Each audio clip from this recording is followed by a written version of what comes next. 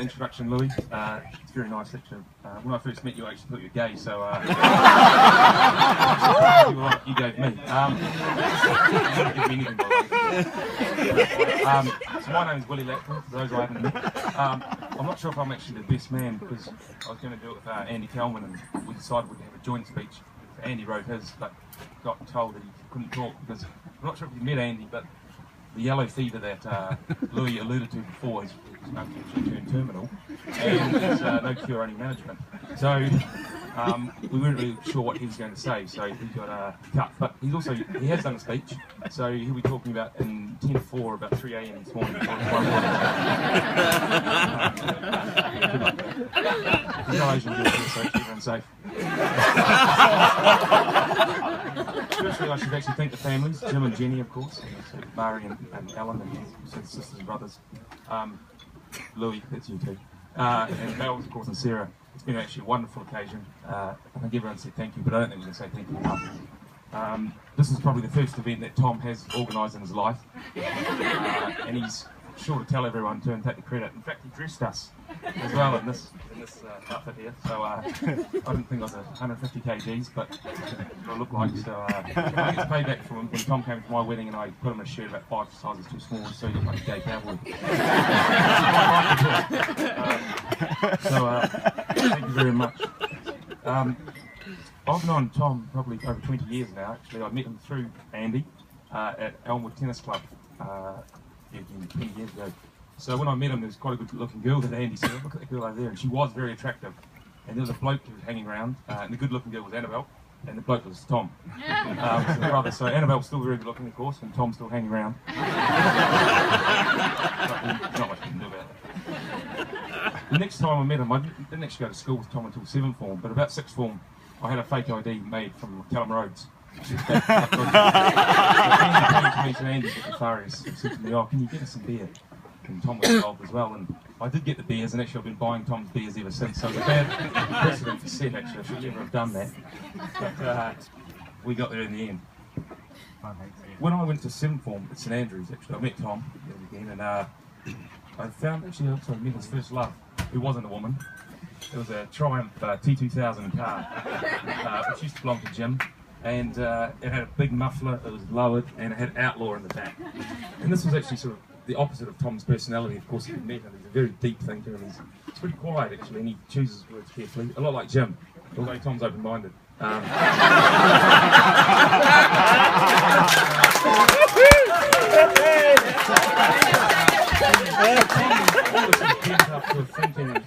Sort of changes after about 2 beers. So once you've had about 2 beers, Tom, he sort of really comes out with a lot of advice, whether he wants it or not, whether you want it or not. And he'll often give third parties advice as well, whether they want it or not as well. And one great thing about Tom is he's so honest. There is no elephant in the room, because Tom's already said what it is. And I think that is one of the great attributes of him. He's a man of morals and a man of strong beliefs. And he doesn't like injustice in the world at all. So, as Belle said before, one thing that he's been on a journey, and it has really been a journey, hasn't it? There's been diversions, and there's been roadblocks, and there's been the water in the way, there's been floods, wash out the road. It's really for been on the straight journey. You've taken the journey well less travelled. So it has been exciting. One of these journeys actually was over to Moana in Lake Brunner one year when Jim and Jenny invited us over, so we thought that's great. So Andy was there as well, and Paddy, Miles Smith was there as well, and Jim and Jenny looked at Tom through rose-tinted glasses, like Kerri does now, and they were seen the sides of Tom that we'd sort of seen. And we were in this Moana pub. I'm not sure if people know where Moana is, but it's sort of like Deliverance sort of territory. It's sort of pretty hillbilly.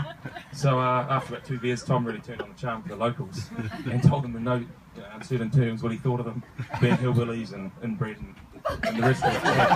Quickly got cut off from the bar, and Tom broke glass, I think, or Andy Kelman did. I was innocent, so that's fine. And then we got marched back to the house, Jim and Jenny, and Jim and Jenny's watching. They were quite surprised, so we all sat around and kept drinking.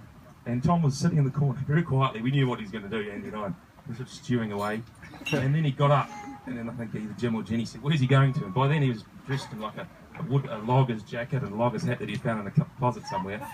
So we went back to the pub, but Jim couldn't quite get to him in time. So by the time I think Jim got down there, the locals had him up by the throat against the wall, didn't they? Unfortunately that night, Tom had to sleep out in the caravan outside of Miles Smith, so I slept inside, which was okay. And in the morning when we got up, there was like Hurricane Tom had been through town. You could see the fence that Tom had kicked over. And even at the petrol station getting fuel, I think the guy said, "Good night last night, boys," was it? So really get out of there quick enough. But one thing is that we never got invited on another McCartney trip, so this is the first time we've seen you again. So I don't know what's really going to happen really tonight, but yeah, probably is. We've grown up a lot since then. It was probably also around that time that Tom's imagination really developed, I'd say. And it's interesting that he met an Irish plastic surgeon, because plenty of times we heard Tom talking Irish and being a plastic surgeon. Sometimes he didn't really know he was speaking Irish, but that's just sort of the way it came out. And one night there, I was in my flat, and I got a knock at the door, and a taxi driver turned up, and he was holding Tom in his arms. And Tom told the taxi driver after watching a Forrest Gump marathon that he was Lieutenant Dan and couldn't use his legs at all. He was paralysed. I'm not sure how Tom got into the car, but of course I had to pay the taxi. And I touched Tom on the floor. Tom got up and ran inside. But after that, actually, whenever we ordered a taxi, a wheelchair would turn up, a wheelchair taxi. So it was part of Tom. And also that night as well, Tom had a lot to drink, so I had to turn off the light. Tom goes, "Please, can you just stay with me for a while?" Well, we did, and in the morning we also changed the sheets.